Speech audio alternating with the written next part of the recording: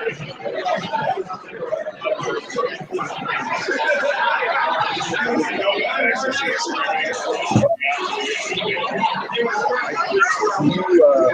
the other email, the sexual email.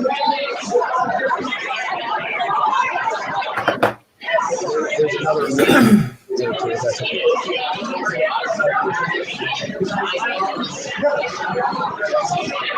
Hey, Chad. Hey.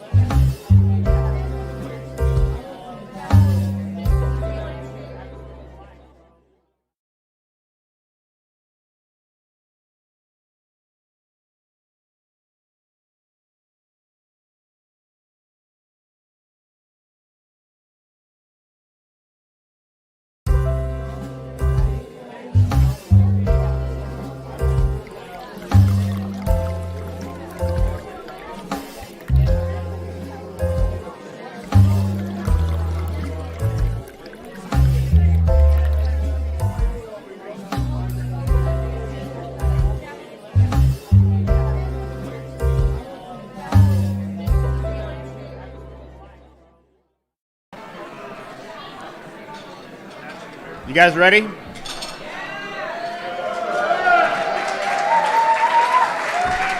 Me too. My name is Randy Tischler, and I'd like to welcome you to the 5th annual Mike Wieringo Comic Book Industry Awards, coming to you live and in person.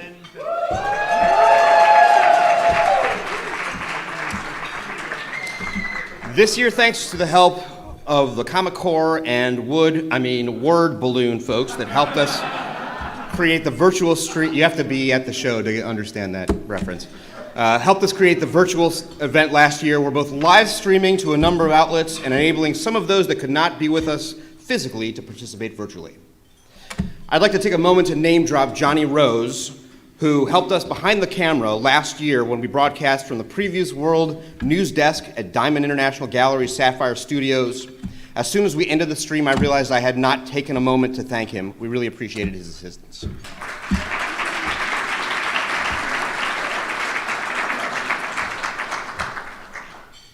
Our jury chose from works from publishers, submissions, and comics and graphic novels they liked from their own reading. Combine that with the public's vote, and you get our final ballot.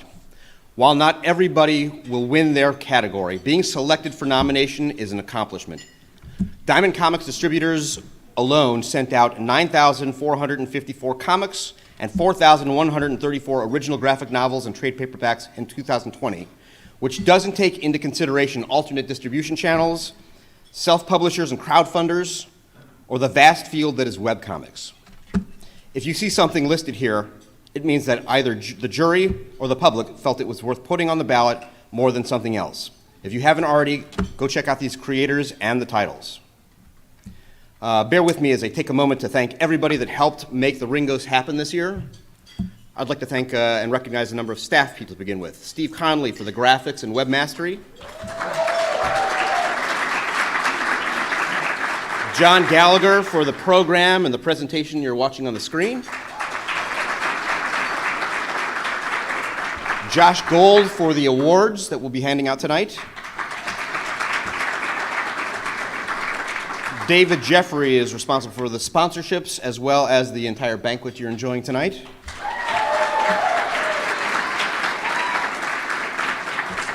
Matt Merritt has the onerous task, and I do this every year, but I want to recognize him. He goes through all of the nomination ballots, which includes all of the public votes, and it is a whole lot of ballots to go through. So we really appreciate his diligence in going through that. Mark Nathan, our fearless leader,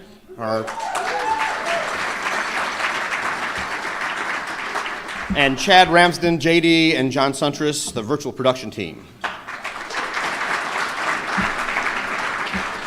I'd like to recognize the jury from this year: Amy Dallin, Dr. Katie Monin, John Suntris, Steens, and Brian Stelfreeze.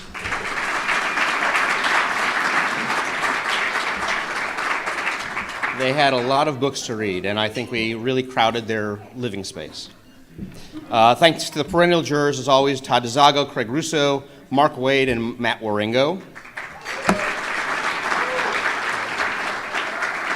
The jurors read submissions from over 45 publishers of all sizes, from self-publishers to very large publishers, both print and webcomics. It was an amazing set of submissions, and there was no shortage of works that were worthy of recognition beyond what you see on the final ballot. But for the sake of sanity, the line must be drawn. But great stuff this year as always. Thank you to our presenters, Jason Douglas, Steens, Christopher Priest, John Gallagher, Jamar Nicholas, Todd DeZago, Craig Russo, Matt Wieringo, Leanne Krasik, Dean Haspiel, Michael Sun, Amy Reeder, Alt Baltazar, Tom King, and Mitch Jareds.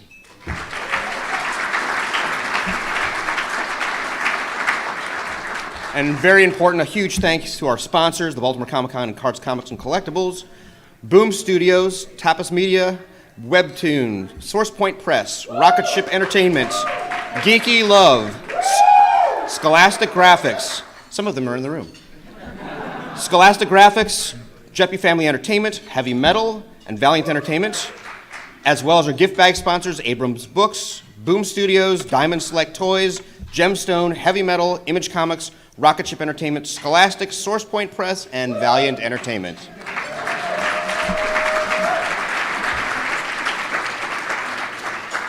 A quick administrative note that Bruce would bat me about the head and neck area if I didn't say this every year. For those of you coming on stage, please come on this side. And when you are done, please exit this side.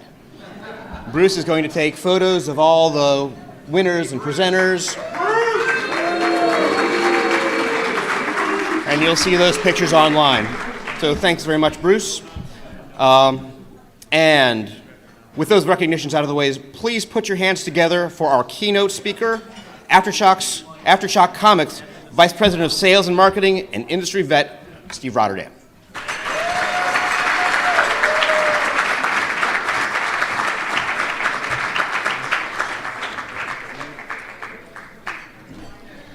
Everybody, it's good seeing you all.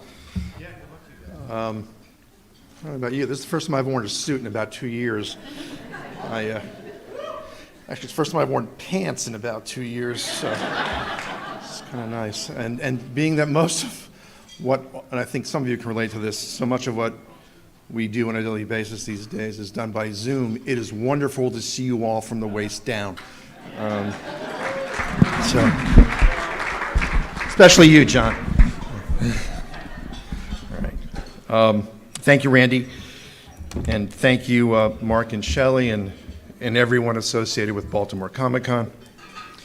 Thank you, friends, guests, and nominees of the Mike Roringo Comic Book Industry Awards.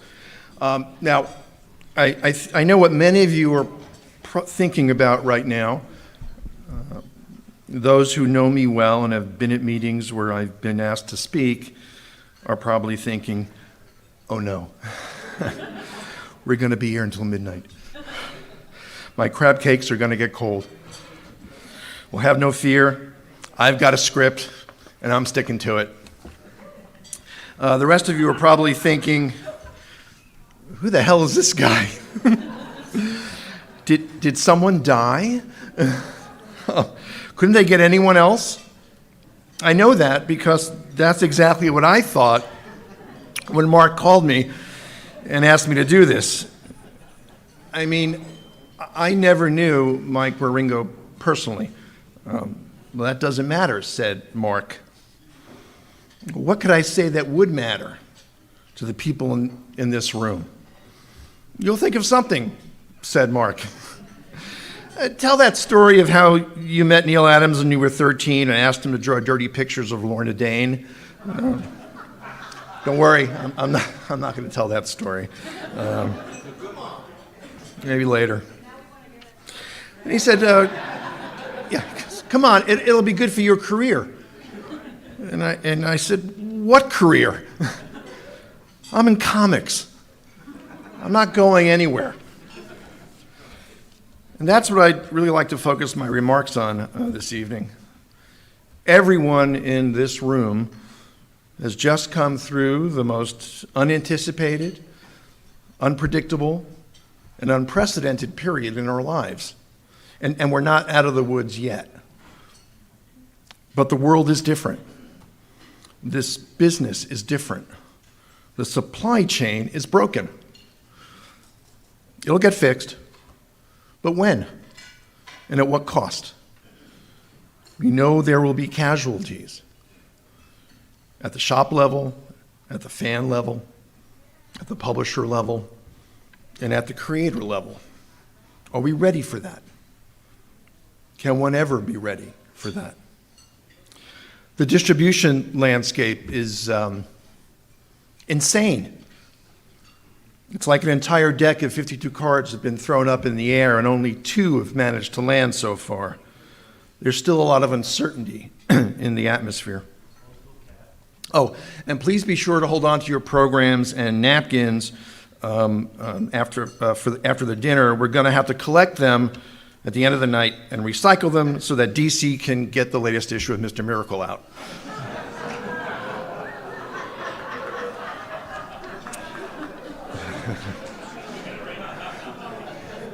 Whatever substrate works.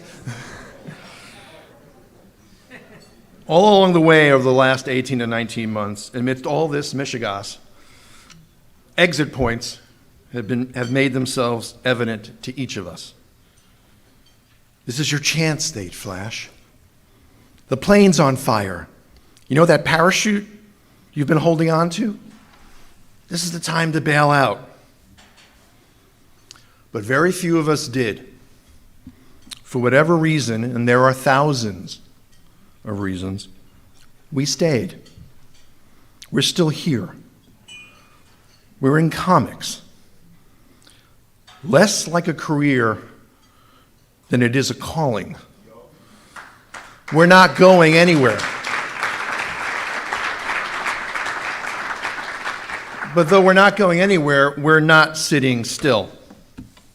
The evidence of that can perhaps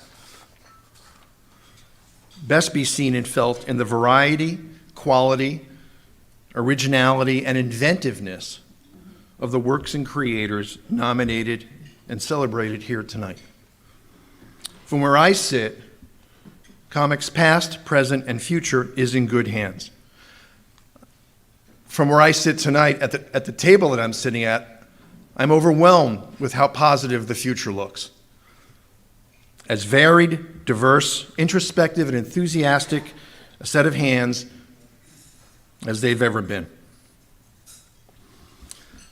A few years before Paul Levitz asked me to join his team at what would turn out to be the last official phase of his career as president and publisher at DC Comics, my marketing firm was working with a number of entertainment companies to create partnerships between brands within film studios and brands that had absolutely nothing to do with film studios.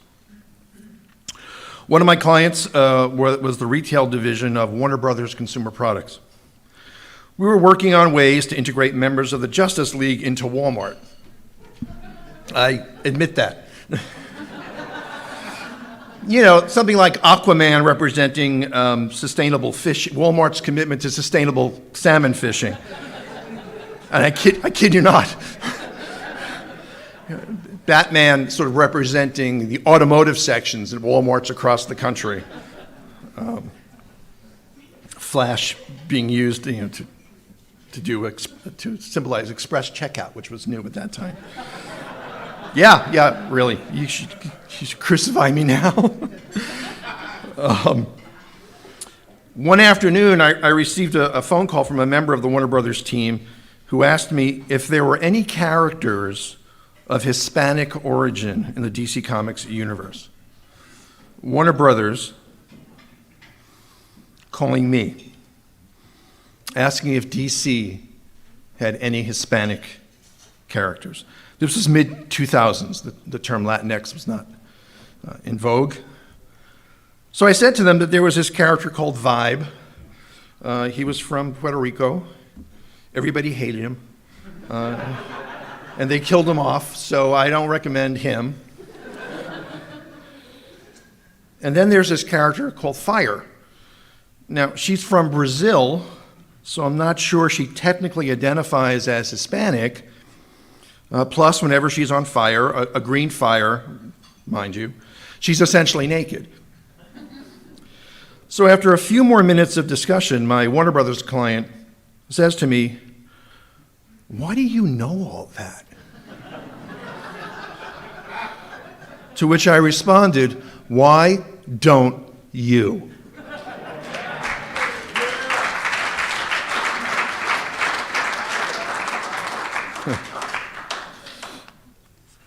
Oops, see, I wrote it all down. That's the broader world we still find ourselves in, although there has been improvement. But I'm so grateful that this awards program, the Ringos, lives and breathes at the core of comics. I'm so grateful that we don't offer an award for best IP or best exploitation and application of a comic book property to an instant ramen cup or best Happy Meal. I can argue the merits and demerits of all of that noise, but not here, not in Baltimore, not at the Ringos. For those of us into whose hands responsibility for the works of those who came before has fallen, continue to guard those legacies with your creative lives. for those of us creating, promoting, and marketing new works, new stories, new ways of conveying history, new ways to entertain and encourage children, new ways to fight for and achieve representation and justice, while you will always be your own best advocate. Challenge the rest of us in this community to broaden our horizons, expand our visions, step out of our comfort zones, and work to make a difference. As I said earlier, I never knew Mike Wieringo personally, but I knew his work. I was and remain a fan. During a period without strict dictums to serve an overriding corporate mandate, Mike, together with Mark Waid and others, reimagined, reinvented, and ultimately set in motion a bold new era for the Flash, one that moved forward into the new without turning its back on what came before. The dynamism that Mike brought to renditions of Wally and Jay, the sage wisdom of Max Mercury, the introduction of Impulse, and all their stories still resonates and has worked its way into the countless renditions of the characters we find ourselves surrounded by today. Mike's work stressed movement, stressed moving forward. We're in comics. We are comics.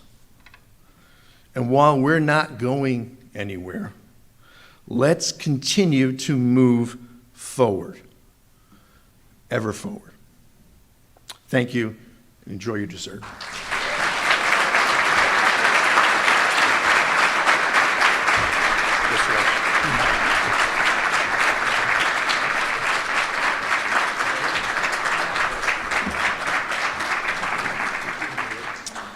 Thank you, Steve. That was great.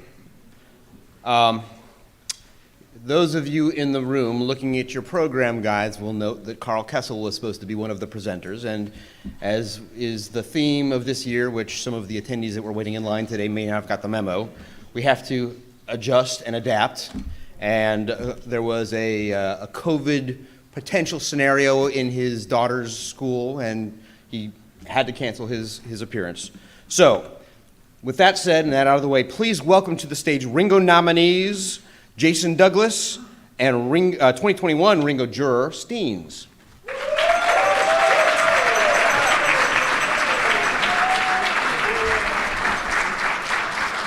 right. Hello. How's everyone? Good.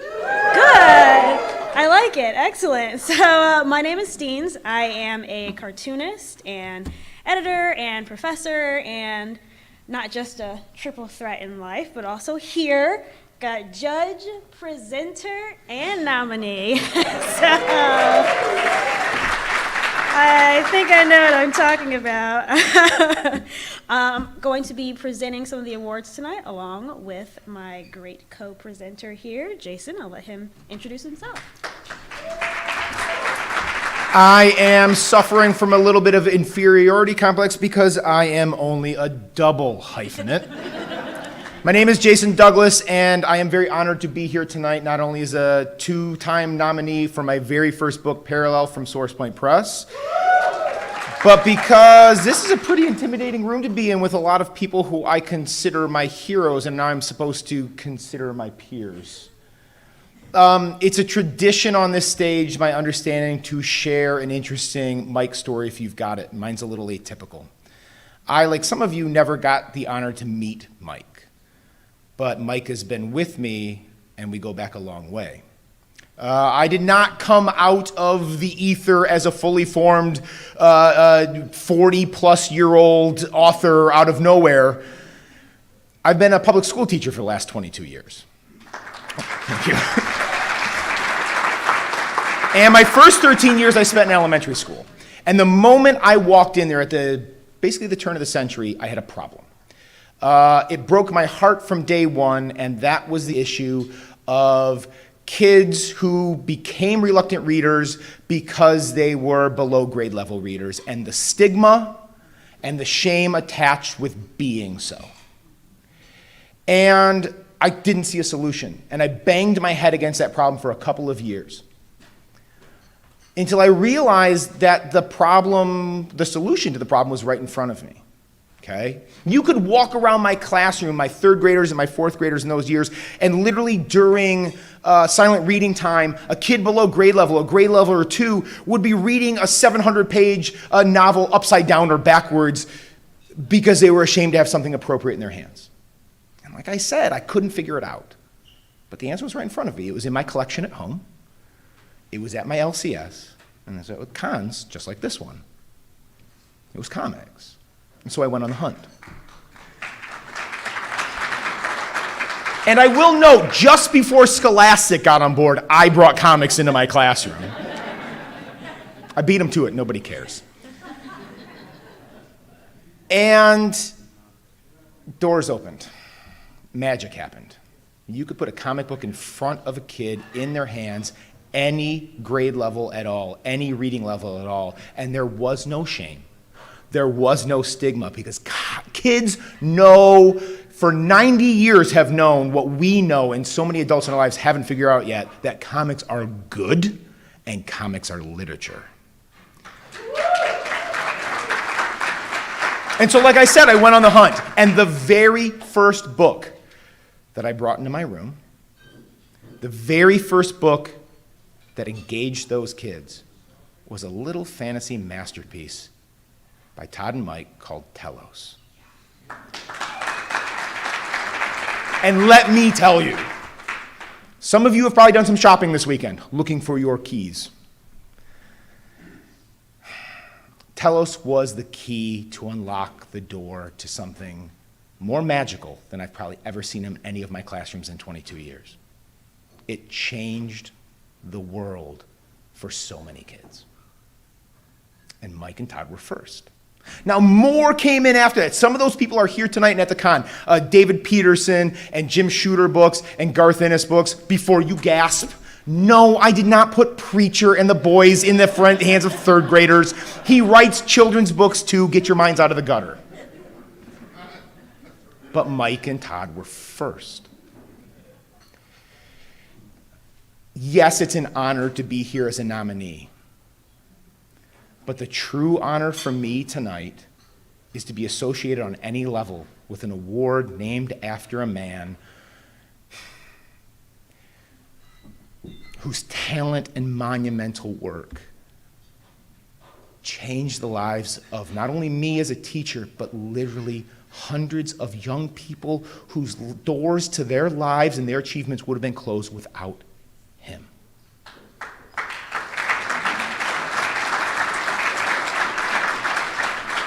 On that note, I think it's time to give away some hardware. What do you think? I think so. Let's do it. Ladies and gentlemen, without further ado, our first award of the night.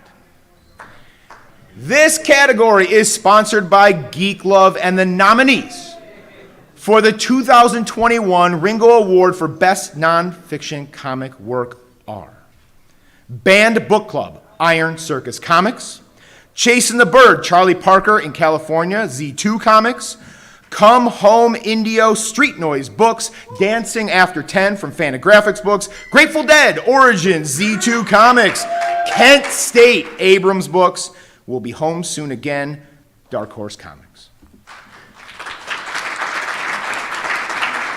And the award goes to Kent State, For Dead in Ohio, Abrams Books. Accepting on Durf's behalf is Rebecca Damson.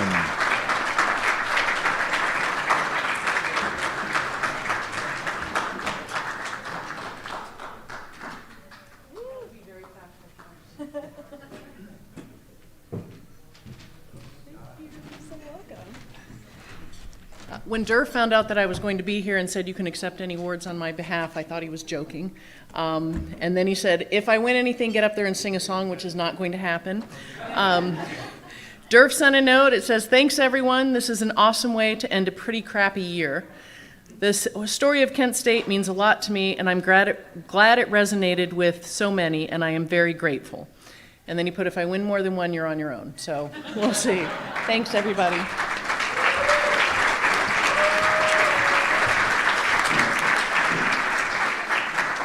Okay, let's keep it moving. All right, so this next category is sponsored by Source Point Press.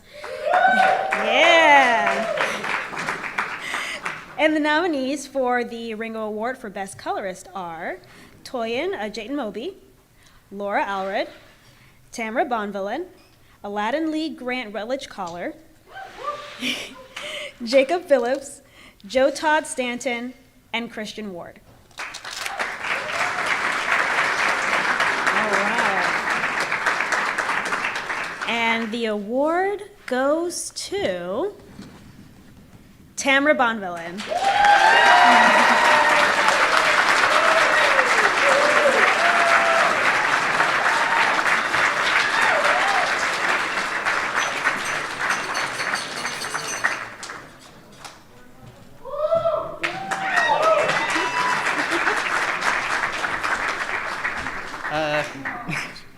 So I probably should have thought of something to say, but I didn't. So thank you.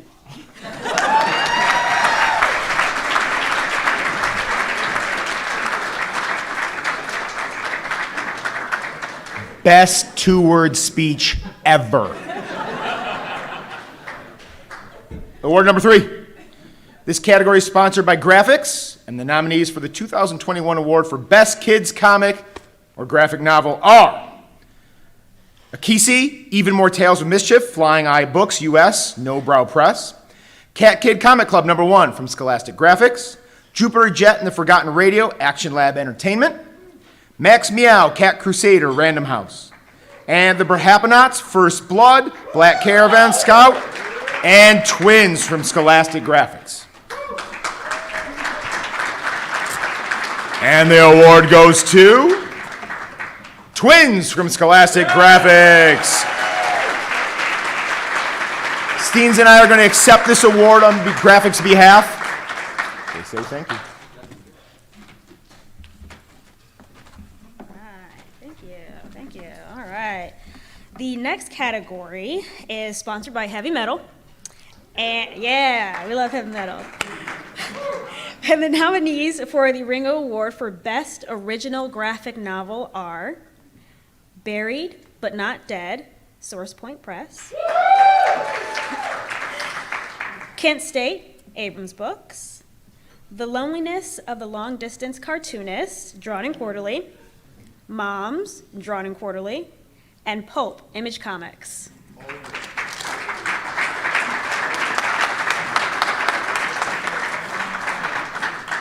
That's a lot of good stuff. And the award goes to Pulp, Image Comics.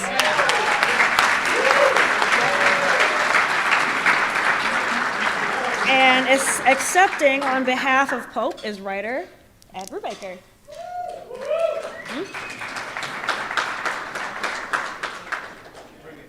Hey, everybody at the Ringos, assuming this is happening in human presences. Thanks for voting for us for this book. This book went to press the day the whole industry shut down, and I had no idea if anyone would ever see it or what the response would be. And it came out when comic stores came back, and the response has been phenomenal. It's our best-selling, best reaction to anything we've ever done. And so thanks from me, Ed Brubaker, and Sean and Jake Phillips, who drew and colored the book.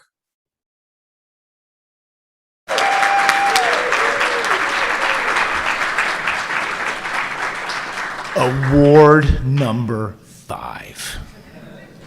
This category is sponsored by Valiant Entertainment, and the nominees for the 2021 Ringo Award for Best Presentation and Design are Crescent City Monsters, Dream Fury Comics, Dave Cockrum's X-Men Artifact Edition, IDW Publishing, The Electric Black, Black Caravan Scout, The Harrowing of Hell, Iron Circus Comics, Heavy Metal number 300 from Heavy Metal, Impossible Jones, Volume 1, Grin and Gritty Panic Button Press, and Macy and the Riddle of the Sphinx, Flying Eye Books US, No Brow Press.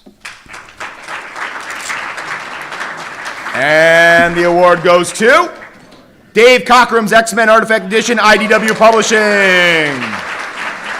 Accepting on behalf of the title is the editor, Scott Dunbier.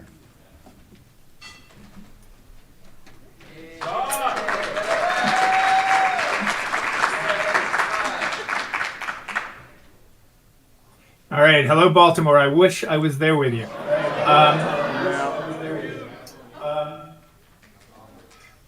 First, thank you for this honor. I appreciate it.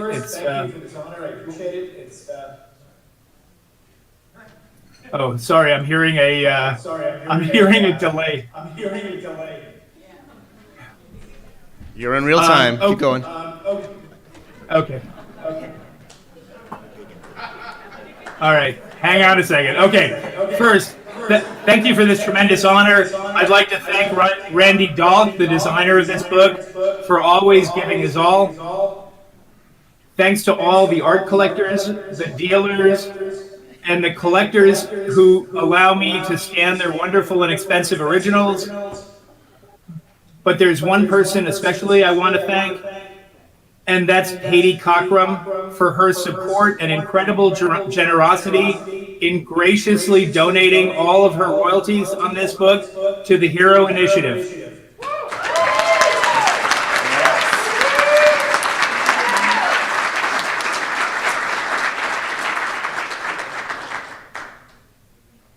And just so you know, when I first asked Katie if I could point this out if we won, she said she did not do it for that, which made me want to acknowledge her even more.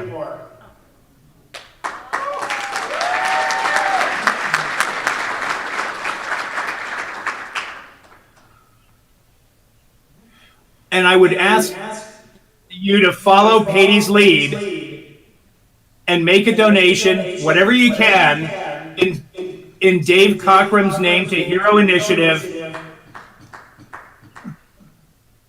They do tremendous work, and it is a cause that meant a lot to Dave.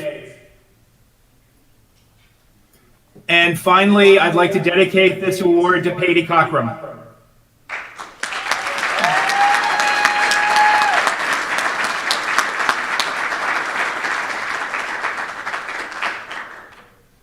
Thank you very much.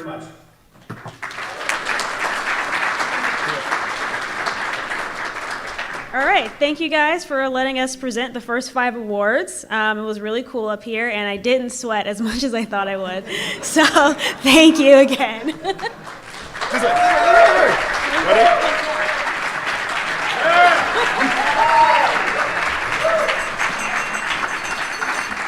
Great job, guys. Our next presenter is an industry veteran, the first African-American writer/editor to work in the comics industry, and who is noted for his works on Quantum and Woody, Static Shock, and Black Panther. Ladies and gentlemen, Christopher Priest.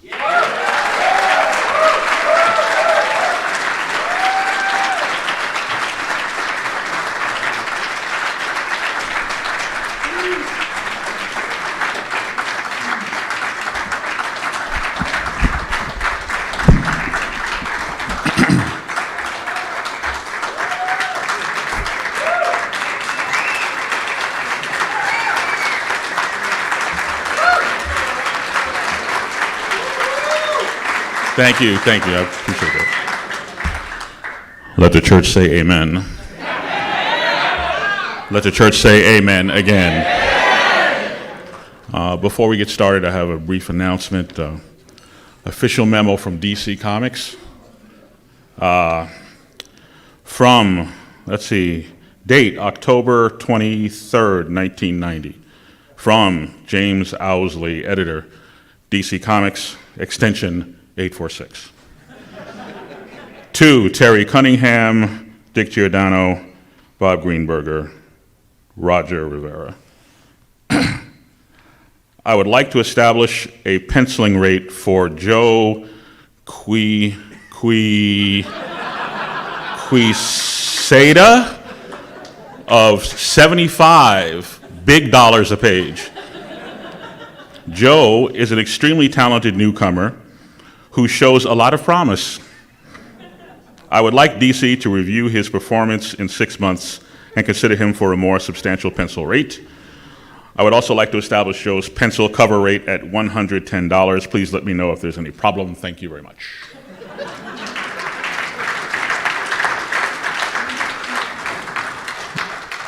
So, I am Christopher Priest, better known as Tom King's Lex Luthor. I created Joe Quesada many years ago. I assembled him from the body parts of more talented artists.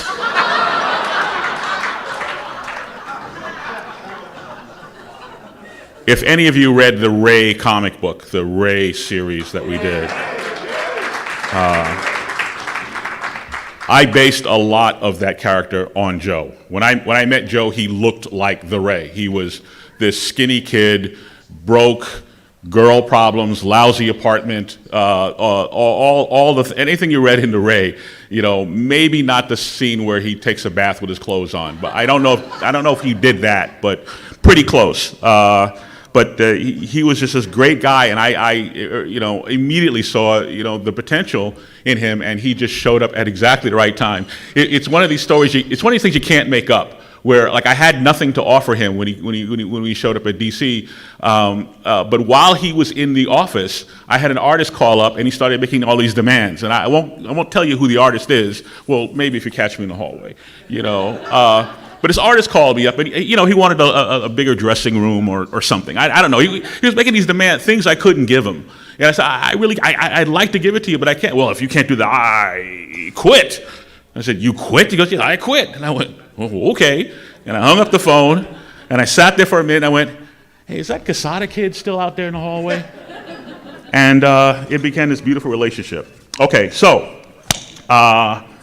about 8 months ago, I was in a dollar store, and I was standing in line to pay for something, I don't know, and there's this little kid, about 8 years old, and here's his dad, and they're in line in front of me, and there's this cover story with the late Chadwick Boseman on the cover, and the child is he's going on and on about Black Panther and how he loves Black Panther, and Black Panther, Black Panther, so I look at him and I go, well, Jimmy,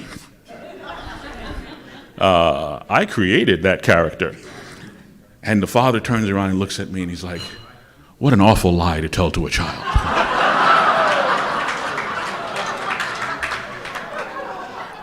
And, his whole attitude was like, well, if you created Black Panther, why are you shopping in a dollar store? And my reply is like, because I work for Marvel.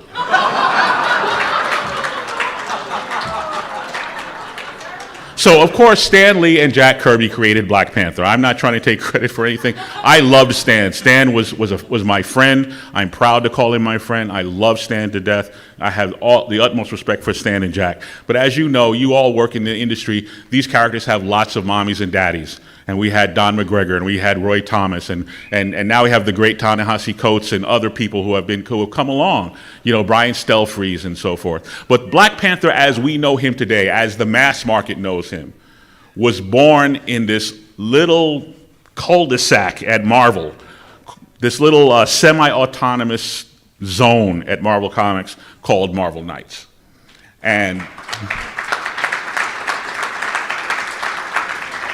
And it was at a time in Marvel's history where they weren't too happy with some of the characters, and they were going through financial difficulties or whatever was happening there. But they just went to Joe and Jimmy Palmiotti and said, hey, you take those bananas.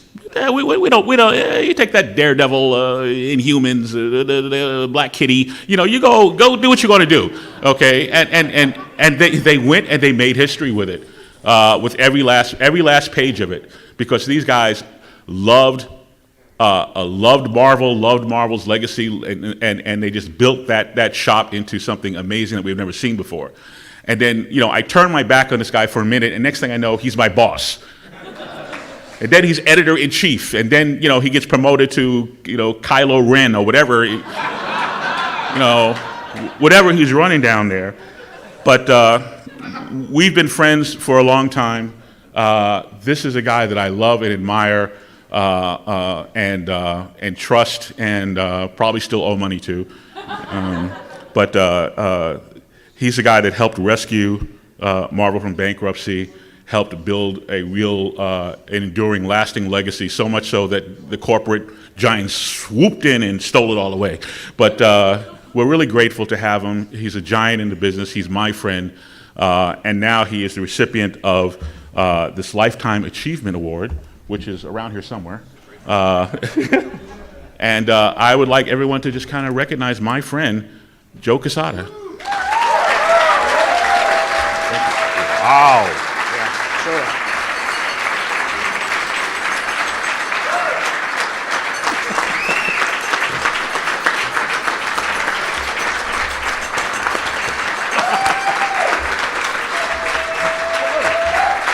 Big shot.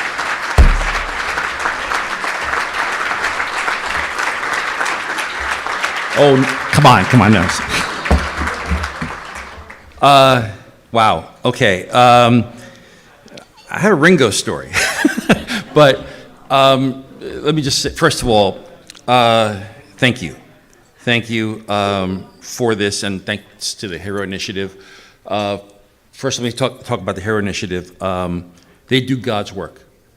Jim McLaughlin and team literally just work tirelessly, work behind the scenes. They don't promote themselves enough.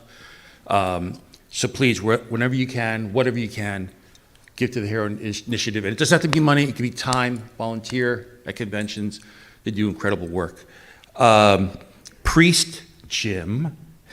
I'm one of the handful of people that could call him Jim because I knew him when he was a Jim before he was a priest. I've been very, very fortunate enough. You literally plucked me off the street. Literally. I was waiting in that lobby. And you saw something in me, and thank you.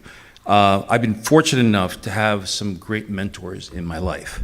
Archie Goodwin, Denny O'Neil, but the two greatest ones I've had have been Stan Lee and Jim Owsley. I learned more about not just making comics, but life and how to handle yourself as a professional in this industry from those guys, and thank you. And he's one of my best friends on the planet, and for some reason my wife likes you too. So I want to first of all thank you. I can't tell you how much fun it is to be back at a show, not just seeing you all from the waist down. We know how that sounds, but also because it's wonderful to be amongst my tribe. We're all part of that same tribe. And give ourselves some applause, damn it! But I do want to tell a Ringo story because these are the Ringo Awards. As we all know, Mike was all about just fun comics, entertaining comics, right? Comics that just expanded your imagination and, spun a good yarn. But the story that I have about Mike is really one that's about his professionalism. So, bear with me, this is a little bit long. But, Mike and I, we weren't best friends. We weren't tight, but we were contemporaries, and we'd always see each other at shows and pleasantries. I loved his art, big fan of his stuff. And when I was at Marvel, he was working on the Fantastic Four for us with Mark Waid, doing a legendary, beautiful, beautiful run on the book. And one of the things that I learned as a professional, very early on from another professional, because I'd found myself in this situation where I was being offered more money from another company they were poaching me basically to go to work for them. And I remember this professional telling me, whatever you do, if you decide to take that deal, make sure you finish the commitment you have with your current publisher because it looks bad. You get a bad reputation. Even though you're making more money, it's a bad thing to do. Also, in the unspoken rules of publishing, a publisher would never ask you to leave in the middle of a project. That's just not the way it was done because a publisher wouldn't want that done to them if someone was being poached from their lineup. So that's kind of the way that I approached a segment of my business. Things changed in the industry as Marvel started to do a little bit better, and we had a great team there because nothing happens in a vacuum.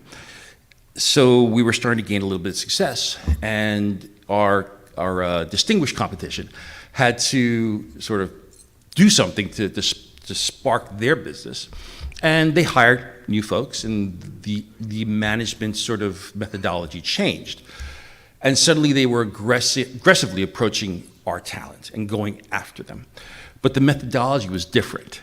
The methodology was, hey, we're going to offer you significantly more than what Marvel is offering you. But you have to leave the project that you're on right now. Now, listen, I don't want to villainize anybody, but that was just a new methodology, and it really took me by surprise. So I would have artists and writers call me up and say, hey, listen, DC offered me significantly more than you're offering us. And we were just past the Chapter 11 point, so things were still tight. They're always tight, but they were really tight back then. And so we call, hey, they've offered me this amount of money. Can you match it? No, we can't. Okay. Well, I have to leave in the middle of the project. What? I have to leave in the middle of the project. Okay, so because if not, the offer is off the table. Those were the stipulations. So to me, it felt unfair because, number one, it was breaking the unspoken rules of publishing, but at the same time, it was putting a freelancer in a bad position where they had to sort of tarnish their reputation. This happened several times. And then they went after Mike. And they offered Mike a lot more money than we were offering Mike to leave, to go over to DC. So Mike called me up and said, look, this is what they're offering me. I said, Mike, let me go upstairs to management and talk to our publisher, Bill Jemis, and see if we can match it. And Bill's like, we can't. So I called Mike. I said, look, you just got to take the offer. And then Mike found out that he had to leave before his commitment was done. And he went back to DC and he told them to go pound sand. And he is, now here, the thing about this is, he is the only creator who said, no, I'm not going until I finish my commitment. And they told him, sorry, deal's off the table. So I ran up and spoke to Bill Jemis when I heard about this story, and we both decided we got to at least give him a raise. We couldn't match what DC was giving him, but we gave him a raise. And I will never, ever, ever forget that about Mike, because he was the only one who really showed true professionalism in the light of major dollars at that time. So to be here, at the Ringos, to be here accepting this at this dais, it brings back those memories of Mike, And I think aside from the fun comics that he put out, the beautiful illustrations, and just being an all-around great guy, we should not forget he was a tremendous professional. So thank you.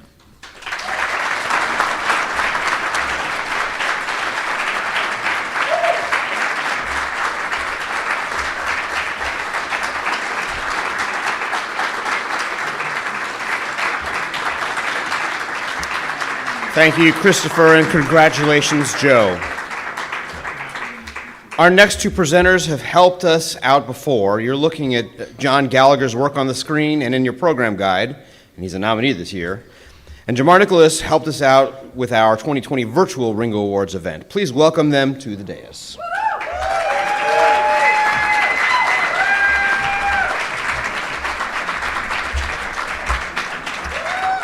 Hi, how's everybody?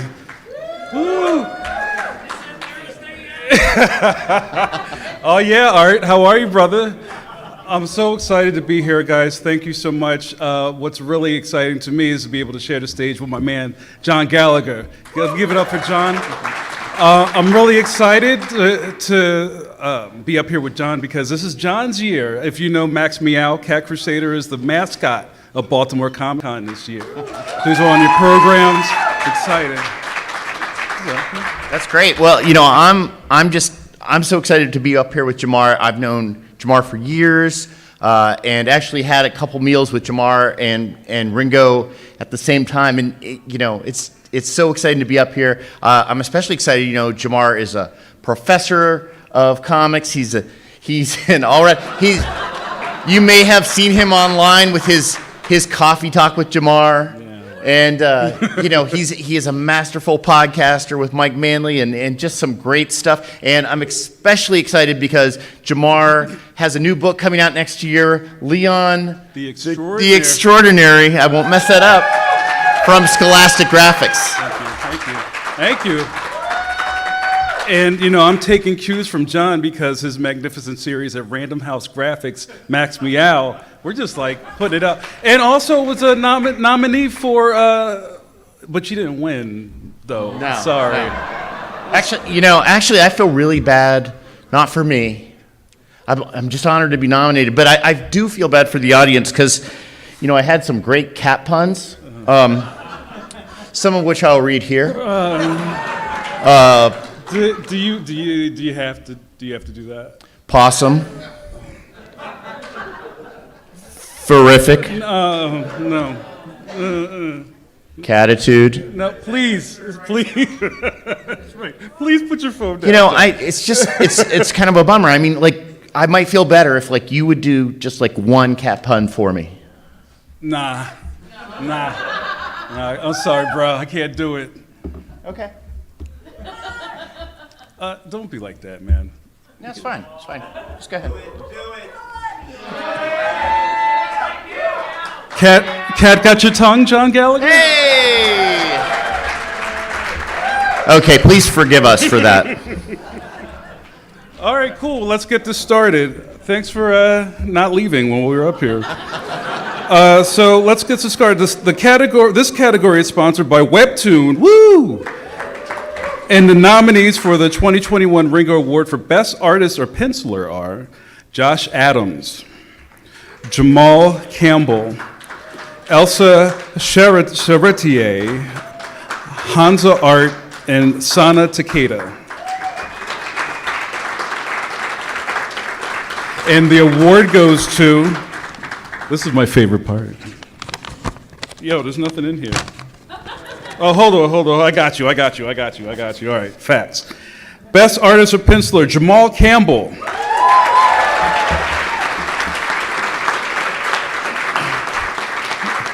And look how famously close our names are together. So it's me, Jamal Igle, and Jamal Campbell, and L. Jamal Walton. We're taking over, John Gallagher.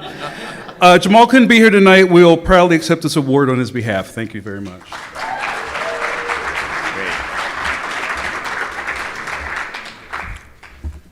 Okay, the next award is for Best Humor Comic, sorry. This category is sponsored by Webtoon, and the nominees for the... Webtoon.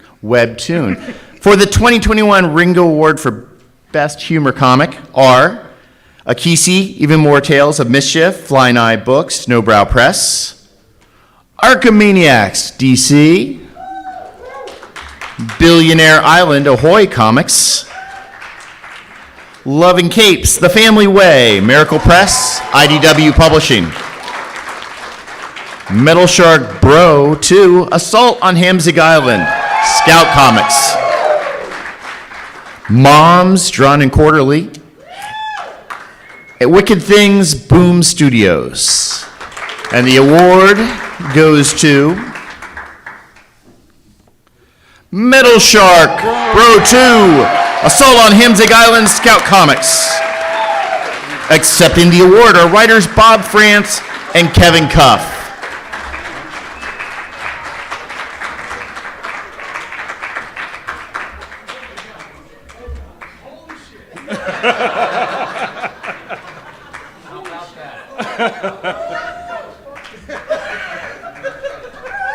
Congratulations.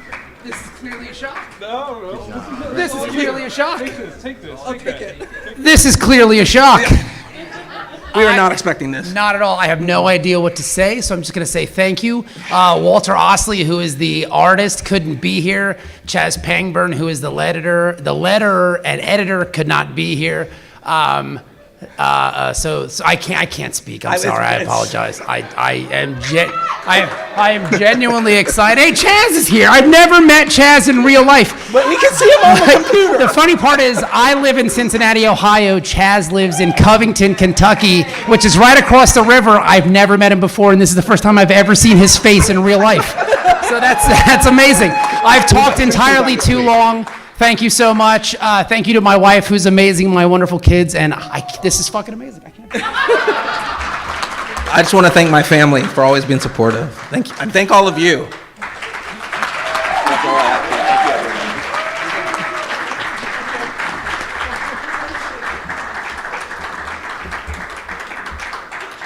That's fantastic. All right, this category is sponsored by Webtoon. Woo, Webtoon. And the nominees for the 2021 Ringo Award for Best Inker are Sanford Green, Brett Hobson, Jolie, Gabrielle Hernandez Walter, and Tonchi Zonich. How do I sound, Gallagher? Am I coming out clear? Can you hear me? I can hear you, yes. You know, my mother used to say I mumbled, so I need to enunciate. Enunciate. Yo, there's nothing to... Oh. Yo, they're trying to get me, man. They're trying to... This is how I wind up out of the industry. Woo! All right, the winner is Best Inker, Sanford Green.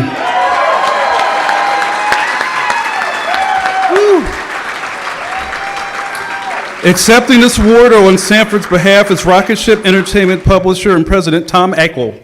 Tom, come on up.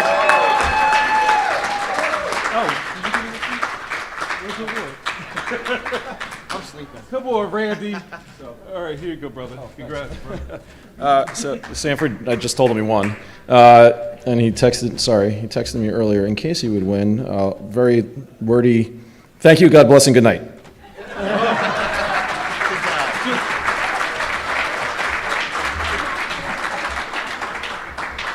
Okay, again, this category is sponsored by Webtoon. Yeah. And the nominees for the 2021 Ringo Award for Best Series are the Department of Truth, Image Comics;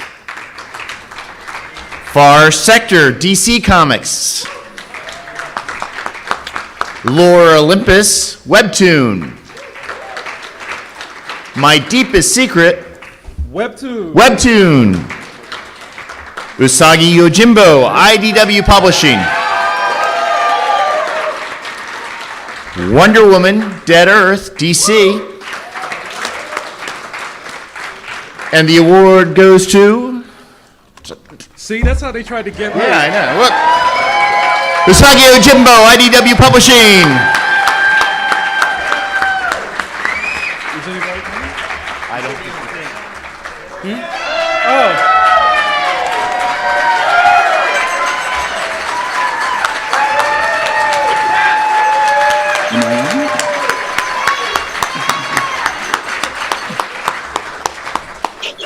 Well, thank you. This is just amazing. I was with you guys.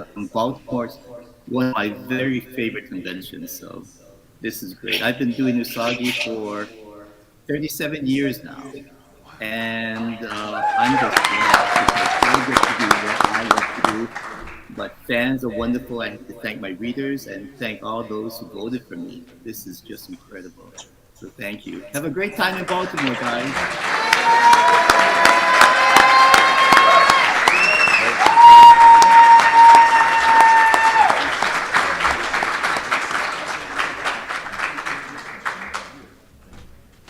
Okay. That's it? All right. Hey, great. Thanks, everybody. Night. Thank you, gentlemen.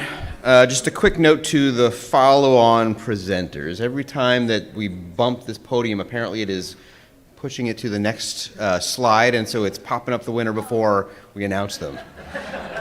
Just stand back a little bit and no dancing. All right, here to present the Mike Wieringo Comic Book Industry Spirit Award. Put your hands together for Todd DeZago, Craig Russo, and Matt Wieringo.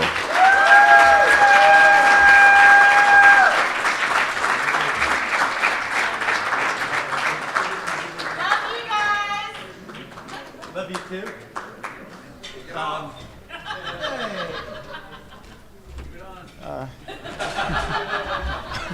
You say it. See? Sorry, everybody. When Randy said that this was going to be streaming live again this year, we thought he meant that this was going to be another virtual presentation. So, we dressed appropriately. And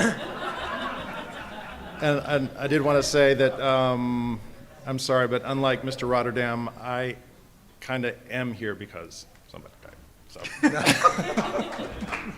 You're the first one. Oh, I'm the first one. We didn't practice. I'm sorry. We didn't practice at all. Todd wrote this like 10 minutes ago. As I do. That is still great. So the Ringo Awards were named in honor of my brother, Mike Wieringo. And as a kid, Mike loved everything about comics, and like most of us, I'm sure, loved to escape in the vivid. I'm sure. I'm sure loved to escape into the vivid worlds inside. Also, like most of us, Mike not only treasured the adventure and excitement, he also came to know and admire the talented writers and artists that created those stories. While the Ringo Awards are awarded by a panel of judges selected each year for their own expertise and achievements in the field, the Spirit of Ringo Awards is presented to comic book or graphic novel that we, the people who knew Mike best and were close to him, feel that Mike would have liked. Me? That's you. You wrote it. That Mike would have, this was supposed to go fast. The books that make us sad that he isn't here to enjoy. I feel like news anchors. I know. that make us say to each other, Mike would have loved this. Okay. Sorry, this is really jumpy. This year's Spirit of Ringo Award goes to a graphic novel that takes a run at the familiar tropes of the classic fantasy tale. A revelatory yarn that begins unspooling right from the outset. Penned by writer Matt Kint, our young protagonist, convinced that the building blocks of legend are tangible and able to be revealed, goes on a quest to do just that, to expose the fables and beliefs that we hold dear and prove himself to be a formidable storyteller.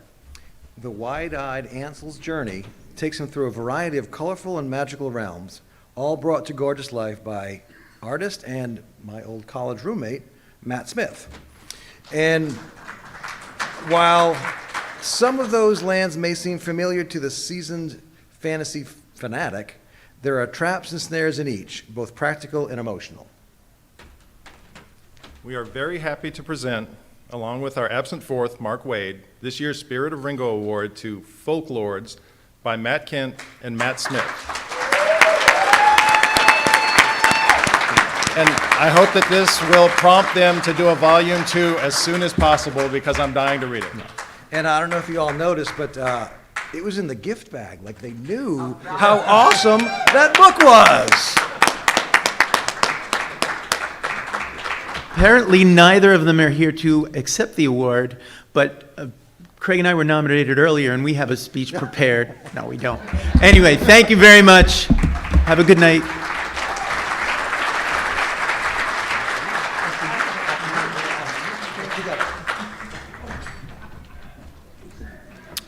Thank you, gentlemen.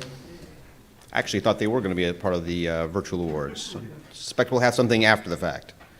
All right, one of our next presenters started in webcomics and has found her way to print, while the other started in print and has made a lasting impact in webcomics.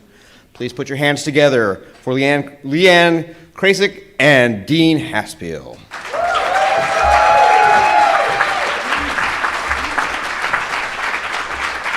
Hello. What's up, y'all? Listen, nobody's talked about the fact that we're back, all right? We're back. This table alone right here with Mark and Shelly Nate, come on now. We got to give it up to these folks right now. It's our comic book family in the house, all right? So I want to say thank you. and I feel special, okay? Thank you, thank you. No, you're beautiful. No, you. This is the fan awards? Is it what, Yes, it is. Right? Correct. So I want to ask Joe. Listen, we all start in comics by being fans of comics, right? Joe, what was the comic that made you a fan of comics? Spider-Man. Who else we got? Christina Blanche. Don't mean to call you out. Like, what comic made you a fan of comics? Prince Valiant. Nice. Tom King, give it up. What's up? Avengers, Tom Palmer Avengers. All right. Leanna, what made you a fan of comics? X-Men. X-Men? For me, it was Ron Wilson on Marvel 2-in-1. All right. And with that, I guess we got to present some awards. So you go first. Excellent. Okay. This category is sponsored by Rocket Ship Entertainment. And the award for fan favorite hero goes to Velcro.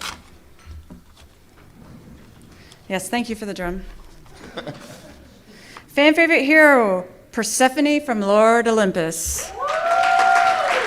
Accepting on behalf of Webtoon is Paul June.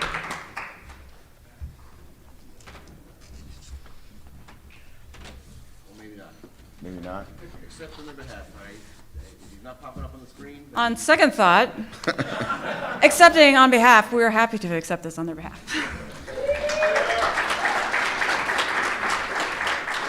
Once again, this category is sponsored by Rocket Ship Entertainment, and the award for fan favorite villain goes to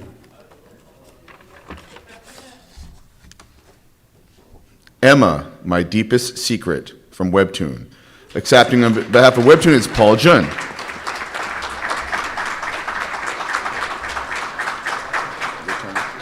No, it's the same dude. So. Yep. Which we're happy to accept on his behalf.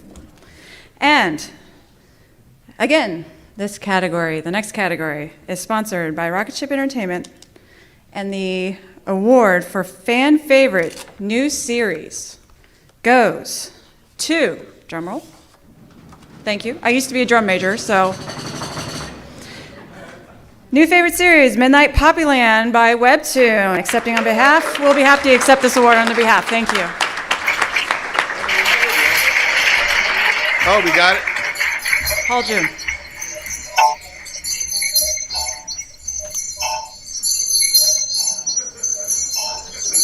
Hello, everyone. I don't know if you can hear me. I'm trying to get this working, but thank you so much. It's an honor to be standing here for all the Webtoon nominees and winners. And thank you, everyone. And I would like to thank the Ringo Awards and all the fans who made all of this possible. And thank you so much.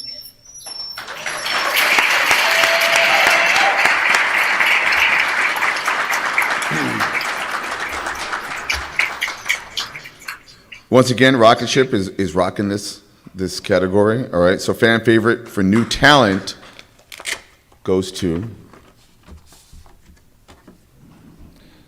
Lily Dusk? Correct. Lily Dusk. Once again, accepting on behalf of Lily Dusk is Paul Jun.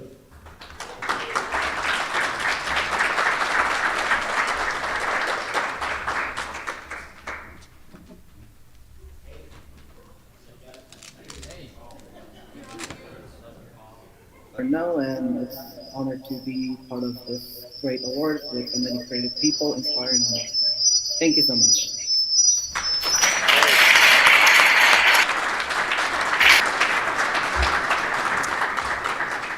Technology is great when it works. And for the next title, this category again is sponsored by Rocket Ship Entertainment.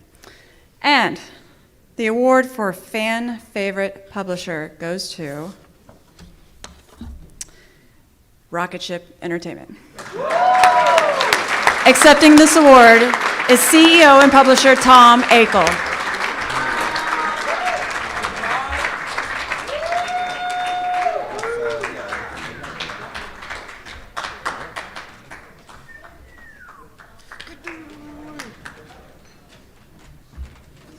Congratulations, Tom. Thank you.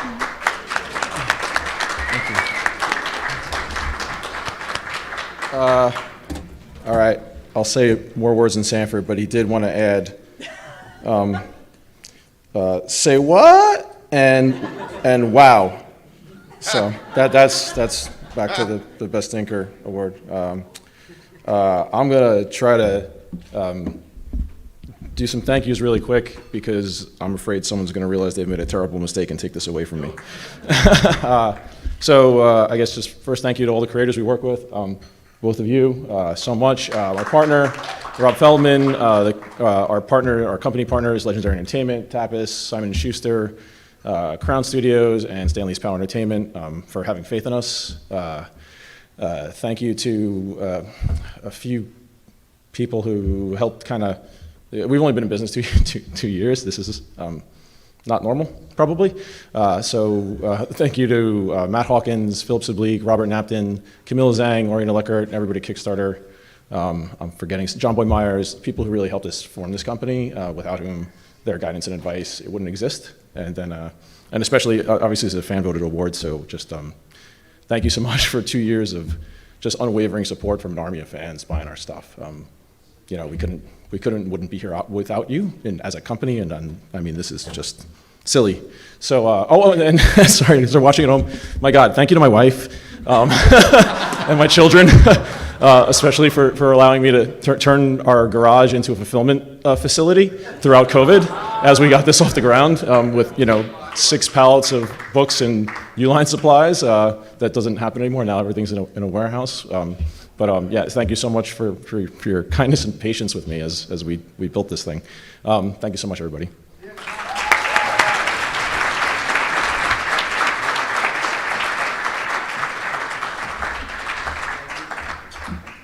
Thank you, Leanne and Dean. Please welcome to the stage the VP of Content of 2020's fan favorite publisher, Tapas Media, Michael Sun, and acclaimed artist of Fool's Gold, Madame Xanadu, Batwoman, and Moon Girl and Devil Dinosaur, Amy Reeder.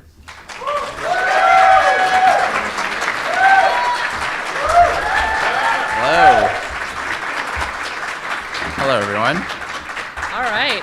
Hey, Michael. Hey. So yeah, we're presenting some really amazing nominees here, and I know that you are doing some amazing things at Tapas, and I've been enjoying my career in comics as well, but I feel like we want to be a part of these categories that we're about to read, so we have an announcement to make. Yeah, so Amy and I are going to be doing a webcomic anthology humor, and we'll both be lettering it, so we're going to try to sweep the awards next year. Yeah, we want to be in every single one of these categories. Yes. Yeah, so we want to compete. But tonight we will be presenting on these lovely awards. Webcomics in particular have grown so much in terms of popularity and diversity. Stories that you can't find anywhere else, bringing together fans from all over the world. And this category is sponsored by Tapas Media, and the nominees for the 2021 Ringo Award for Best Webcomic are DPS Only by Tapas Media, Fangs by Tapas Media, Heart of the City by Andrews McMeel, Midnight Poppyland by Webtoon, Shiloh by Webtoon, and Totally Under Control, Insider.com. And the award goes to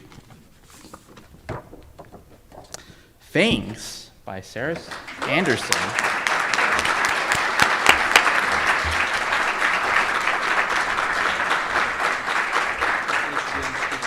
Oops. Is she not? On her behalf, but she was supposed to be in the room. Okay. There's Sarah. Hi, everyone. Thank you so much to Tapas for hosting Fangs, and congratulations to all of the other nominees. I also want to say thank you to the Ringo Awards. It is always such an honor to be part of this ceremony. And I want to say thank you to anyone who read and enjoyed the series. I'm always so grateful for your continued support. I hope to see you all in person next year, or hopefully sometime even sooner. Thank you so much, and have a great night, everyone.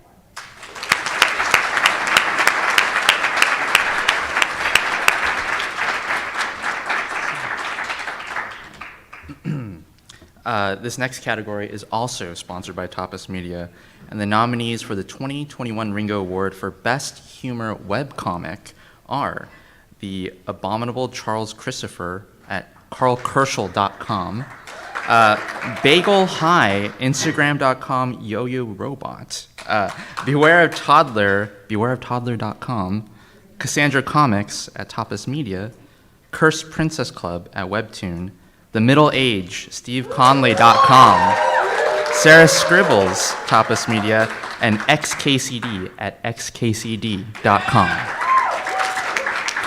And the award goes to Sarah Scribbles. Congratulations again to Sarah Anderson.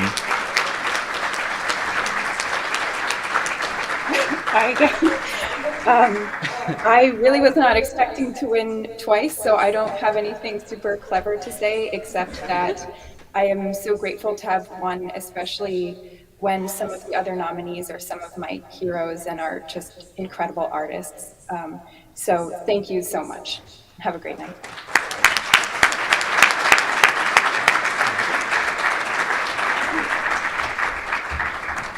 All right, I have the pleasure of reading out so I should just say it, but anthologies are awesome. I've been in 3 of them this year, and so I can say from personal experience, they're a great time to experiment and, try new things, but also think about what's classic and bring to it what you will. So this category is sponsored by Tapas Media. Thank you. And the nominees for the 2021 Ringo Award for Best Anthology are Be Gay, Do Comics by IDW Publishing, Hey Amateur, Go From Novice to Nailing It in 9 Panels, IDW Publishing, Maybe Someday, Stories of Promise, Visions of Hope, A Wave Blue World. Pandemics, Quarantine Comics in the Age of Rona, self-published. And Votes for Women, The Battle of the 19th Amendment, Little Red Bird Press. And the award goes to, I like doing this, Be Gay, Do Comics by IDW Publishing.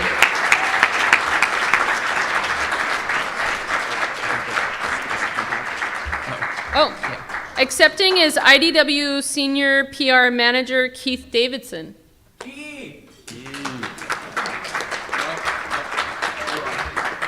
But I'll be accepting for Keith. Yeah.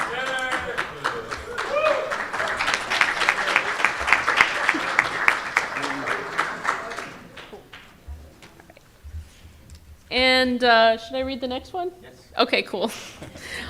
All right. So I've also lettered, so I'm just bringing this back to me, but it's really hard. So it's hard to fit all that stuff, and I'm sorry on behalf of all artists for what we do to letterers in terms of not giving them any space. This category is sponsored by Tapas Media, and the nominees for the 2021 Ringo Award for Best Letterer are Dayron Bennett. Yay! Aditya Bidikar, DC Hopkins, Micah Myers, and Chaz Pangburn. And the award goes to, Aditya Bidikar. And we accept this award on her behalf.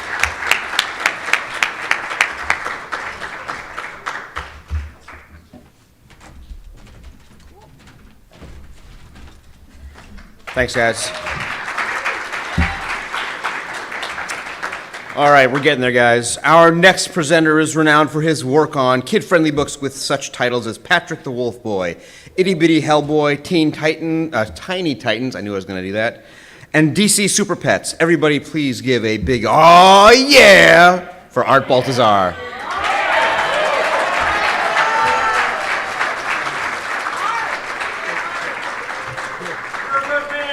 Oh, yeah, man. Thanks, man. My name's Art Baltazar. I'm a famous cartoonist. And I don't remember when I met Gene Ha. I have no idea. I've been doing comics for like almost 30 years, and he's always been there. He's everywhere I go, Gene Ha's there. And when Randy sent me an email about 2 weeks ago saying, hey, would you like to give an award to Gene Ha? I'm like, yeah, hell yeah. So I said, I know Gene Ha forever. So I was so happy. And I came up to dinner. My kids were eating, my 18-year-old, 15-year-old, my wife.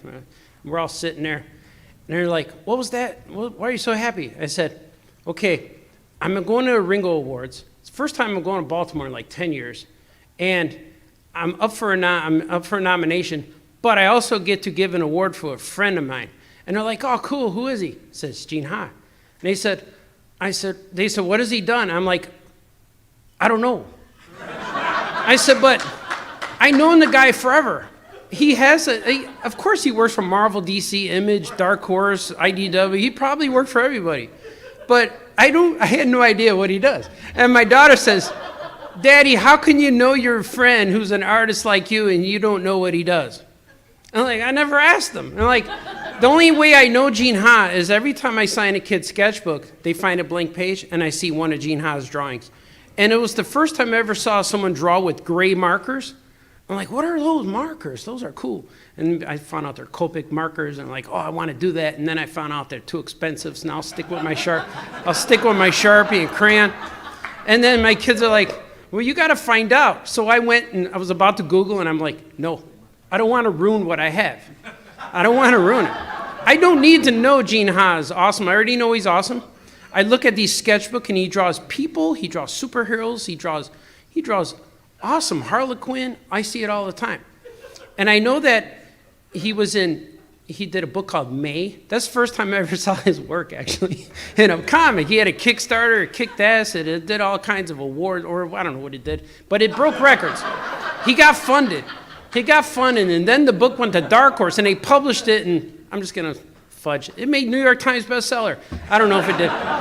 So I know he's amazing, but I went to Florida, Gene Ha was there. I went to Wisconsin, Gene Ha was there. I went to New York Comic Con, Gene Ha was there.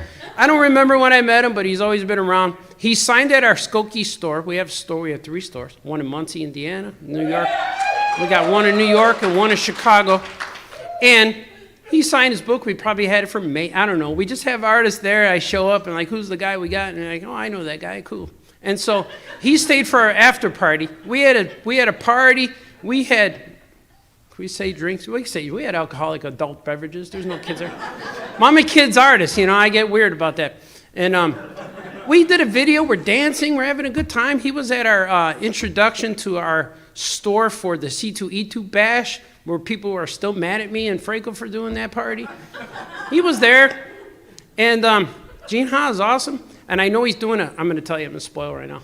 He's doing a secret Wonder Woman comic book for DC they didn't even announce yet. I'm breaking it, exclusive. He told me I could say it, so it's not my fault. But not only that, okay, Gene Ha is a big, super, crazy supporter for schools, for libraries, for kids.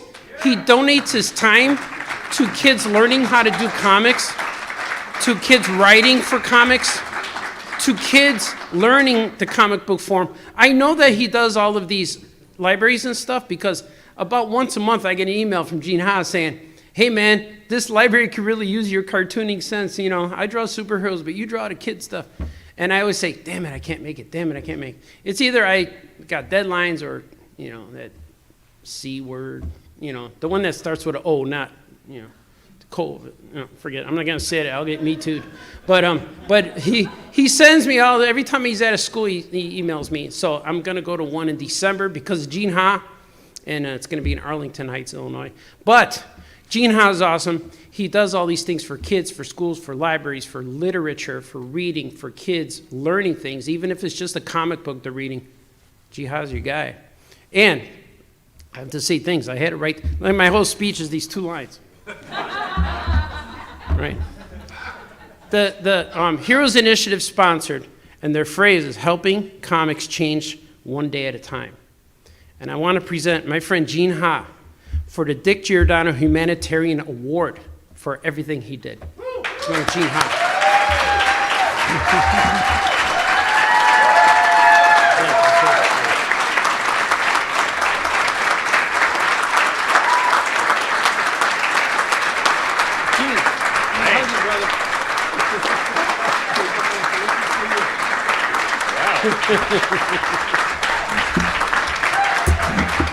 Okay, let me just mention a few things in context of some things that have been said tonight.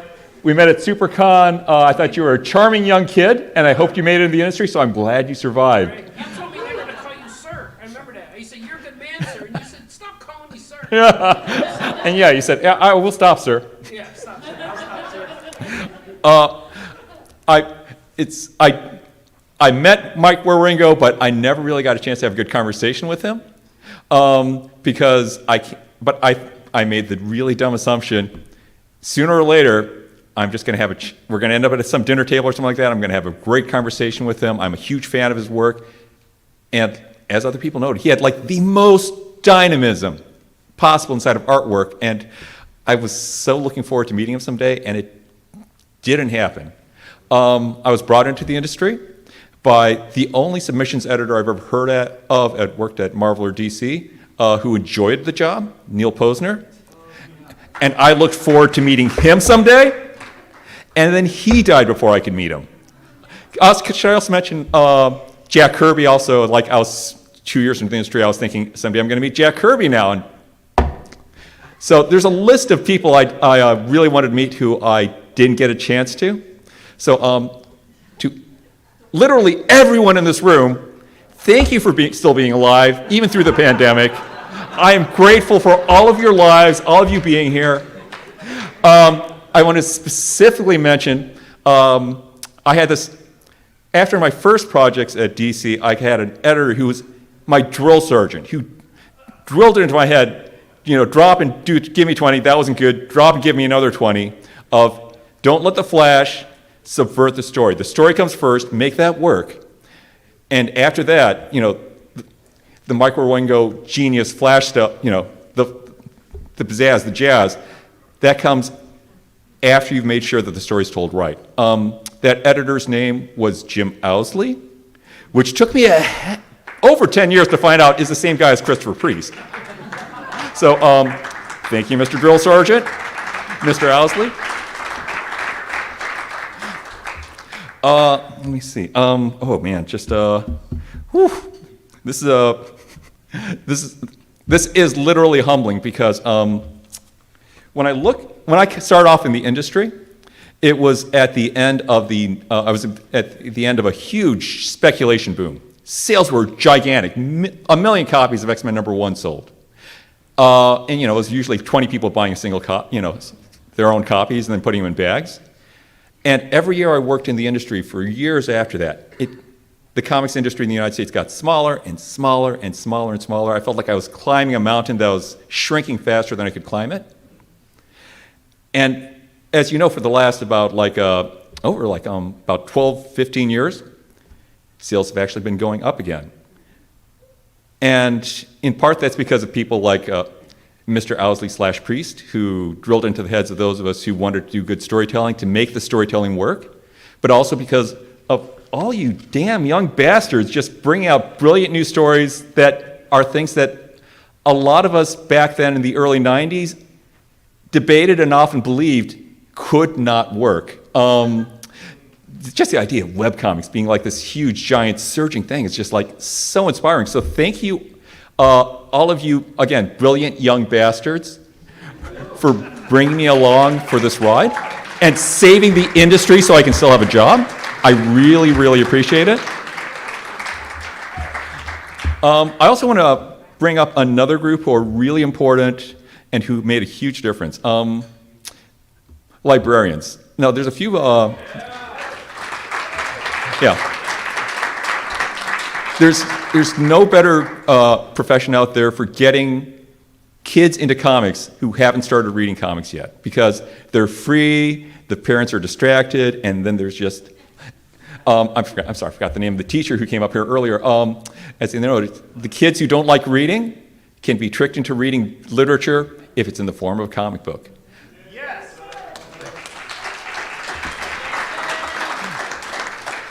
Yeah, and early in my years in comics, I was living in Bloomington, Indiana, and I love Bloomington, Indiana. One of the best things is that I had both a great public library there, and I also had a really, really great university library system there at Indiana University. And I was doing a huge amount of, I was a horrible patron. I left Post-it notes in when I returned the books and stuff like that. And when I returned, one summer when I was there was this really cute girl behind the checkout counter checking the books back in. And I spent all summer thinking, oh God, she is so cute, but I know she probably gets everyone hitting on her. And it'd make it really awkward if I like keep on coming back to return books, and she has to say no, and then she spends the rest of the summer or the rest of her however many years in her college career having me come up to her and like giving her that awkward look. But then I didn't see her for a month. And then I saw her again. I thought, okay, she might be graduating, or I don't know, she might be like a professional librarian. She might be leaving. I might never see her again. And so I finally asked her for her number, and she gave it to me, and that's my wife, Lisa Sharkey.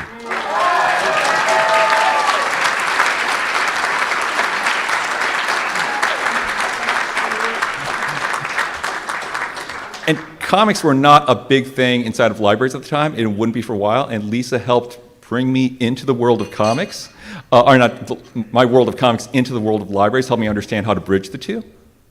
So I'm not going to be able to name enough of them because there's so many librarians out there who have worked so hard to make it as normal to have comic books inside of libraries. It was not a normal thing back in the 90s, even in the early 2000s. It was kind of a battle. I'd like to thank some people at comic companies like DC and Dark Horse. I do not know the full history of this, but I do know two names of Rich Johnson with no T at DC Comics, and I asked Rich Johnson about this, and he said that I also need to mention, Michael Martins at Dark Horse. Yeah, and others I do not know for fighting to help, going to ALA meetings even when most librarians didn't think those comics believed inside of libraries, and they kept going. I'd also like to thank librarians like Robin Brenner, Eva Volin, and Mike Powak, who in 2003, back again when it was not acceptable to so many librarians, especially the ones in senior positions, to put comics in front of kids in a library, served on the American Library Association's graphic novel task force, and of course argued that comic books are books.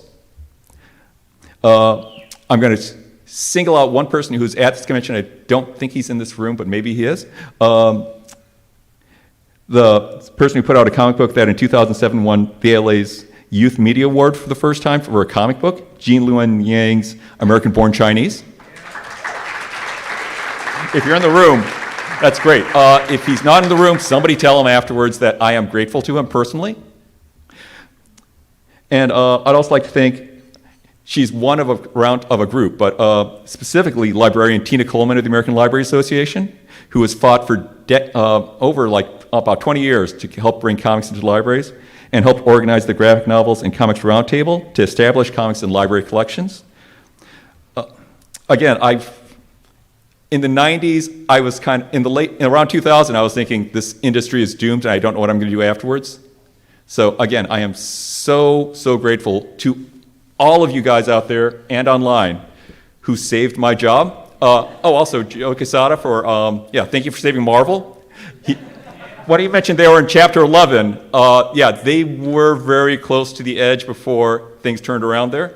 I once went up at a convention, snuck up to the speaker. This is a little bit after the bankruptcy was announced, and said, "Okay, we're going to start bidding on Marvel. We're starting at $1. $1. Who has two?" And the con organizer was so mad at me. But again, thank you all, for everyone out there, and all of your friends out there, if you let them know, I am so grateful to all of them for saving my job. I'm just going to end this with one more thing as a reference to John Gallagher and Jamar. Thanks for the memories.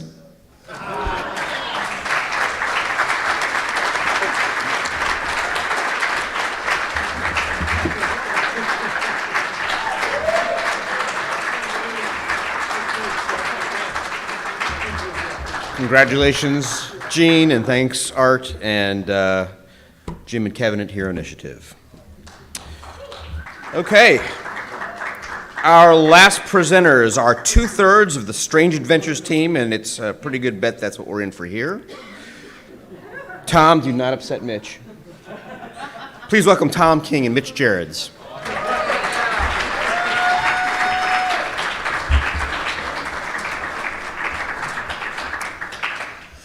It's such an honor to be here. I love this award show. I love this con. I love comics.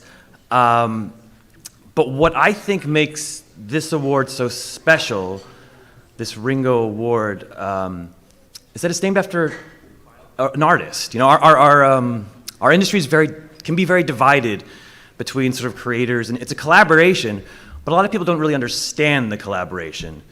And to have an award that centers on the artist and not the writer, when we so often hog the spotlight, and when we sometimes will, you know, you'll see in media they'll talk about your comics and they'll say, you know, this Why the Last Man is by Brian K. Vaughan and they'll leave off Pia, and it's just not fair. It's wait, just one, and I get tired of it, to be perfectly honest, as a member of this industry, that we don't let the artists hold the microphone. We don't let the artists even have a voice. And I don't know, frankly, it pisses me off. That's all I'm trying to say.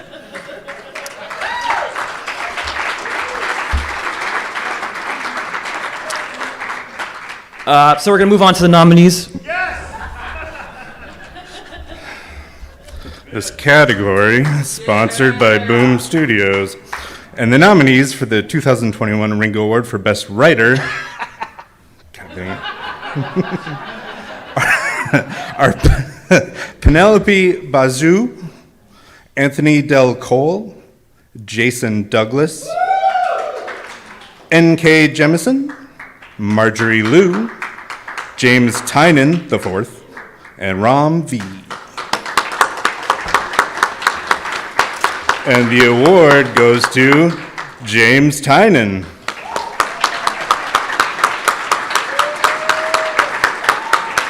And we accept this award on James's behalf.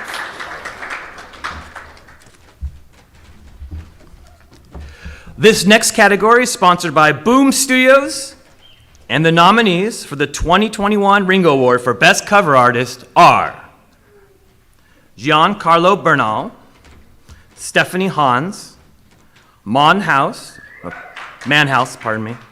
Steve Lieber, Peach Momoko, Kevin O'Neill, and Joe Todd Stanton. And the winner is Peach Momoko.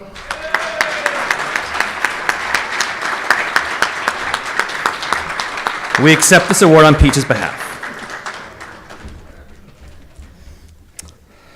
This category is also sponsored by Boom Studios, and the nominees for the 2021 Ringo Award for Best Single Issue or Story are All America Comics #1 from Image Comics,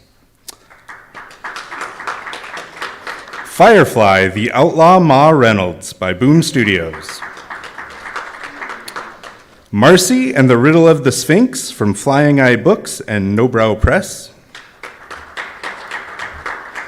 oh God, Mean Tekel Up Sharson from Ice Cream Man Present Quarantine Comics Special #1, Image Comics. The OZ, self-published. Parallel from Source Point Press. And the award goes to the OZ, self-published. Accepting this award is writer David Pipos.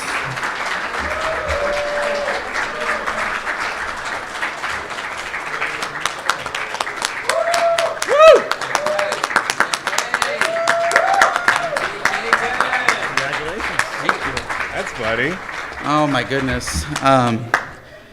You know, they say comics will break your heart, but days like this, comics will love you back.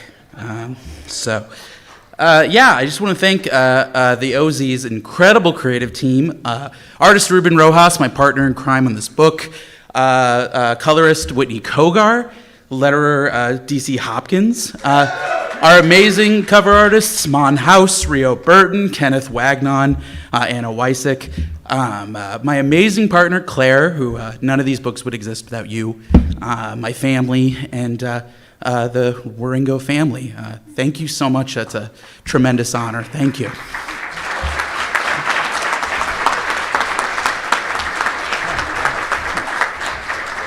job, man.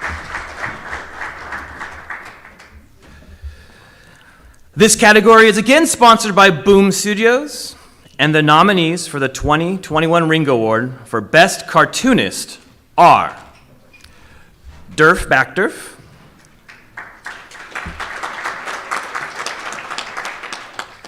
Leon M. Krenick Mongi,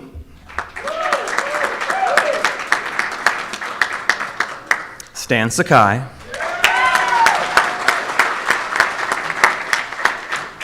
Rachel Smythe,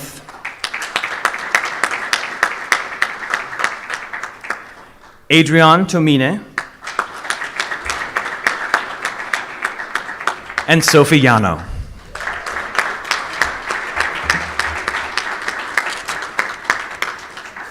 And the award goes to Stan Sakai.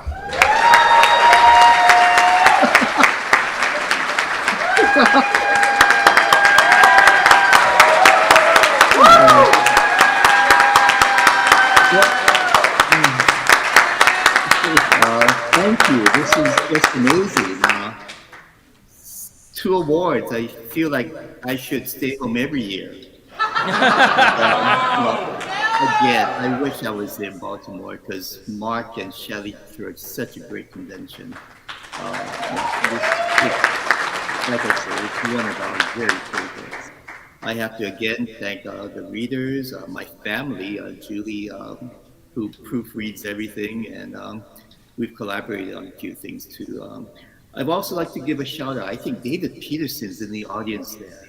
So thank you, David.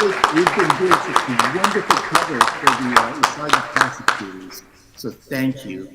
And thank you all, everyone in Baltimore. And, you know, like I said, I wish we were there. So thank you so much.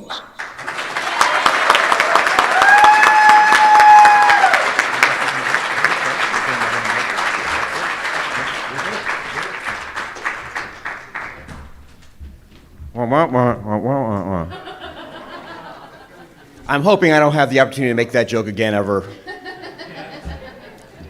I appreciate everybody wearing masks at the show and really every place. Thanks again to all of our presenters, sponsors, staff contributors, and publishers that made this year's event possible. And congratulations to the nominees and winners alike. If you won an award but couldn't make the ceremony, make an acceptance video and send it to us. We'll put it up on socials. If you would like to, if you were here tonight and you won an award and you'd like the box that the award came in for safe transportation home, see me after the ceremony. Thank you, comic and book retailers for putting out your Ringo Awards displays. If you haven't already, read these books. Back these companies, support our sponsors. We will see you in person October 29th, 2022. Good night, everybody.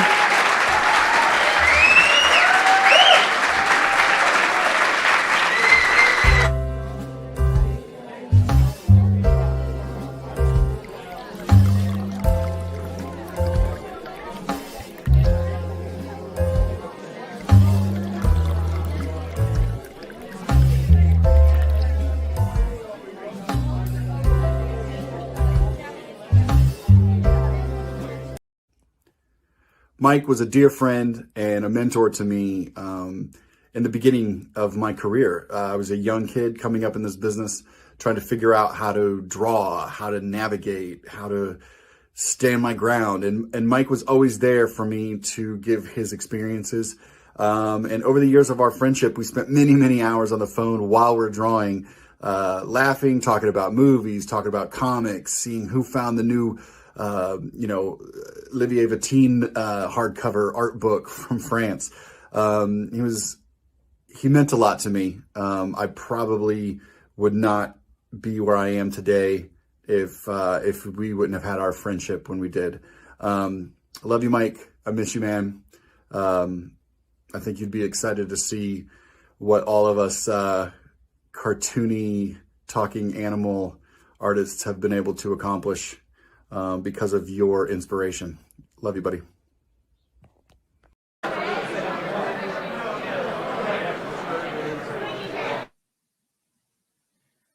I have worked over the past 35 years with hundreds of artists and collaborators. And to this day, there's been no one better than Mike Roringo. I miss him every day. I think that some of the best work that I've ever done, I've been able to do because he was my partner.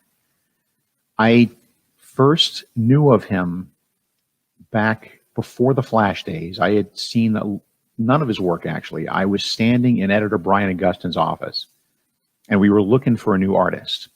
And I looked down on Brian's desk, and upside down on the desk, upside down to me, was a page from an issue of Justice League Quarterly, a 10-pager that he had drawn, just come in.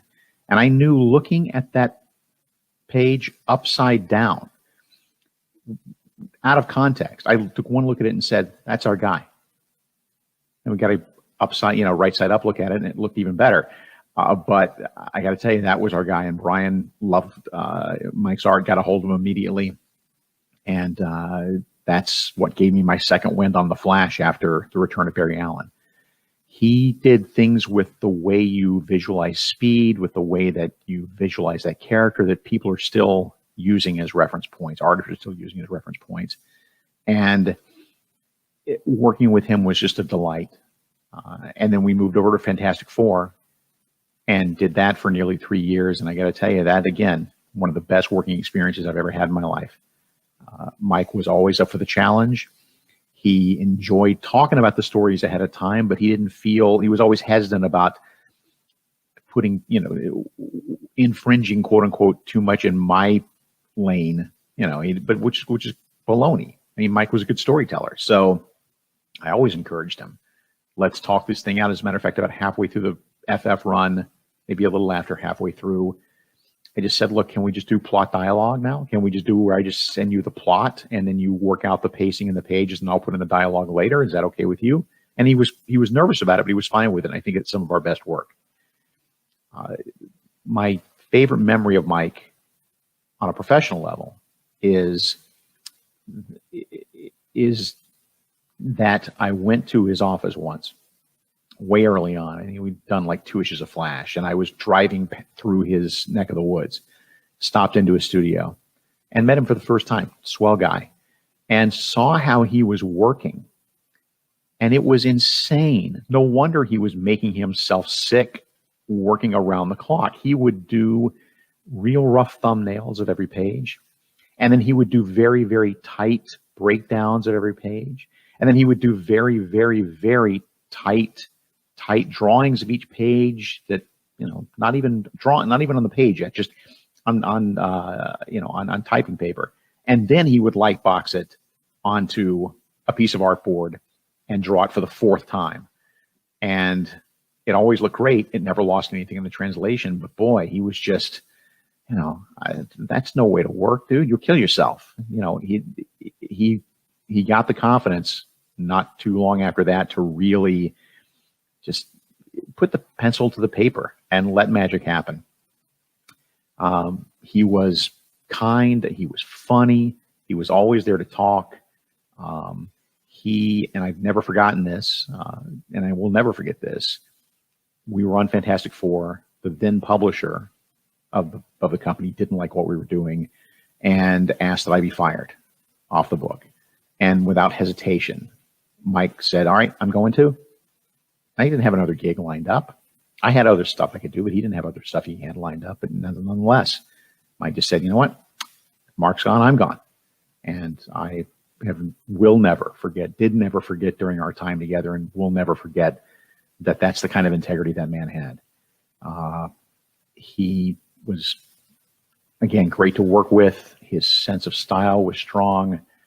I love the fact that I would call him often. This is the thing.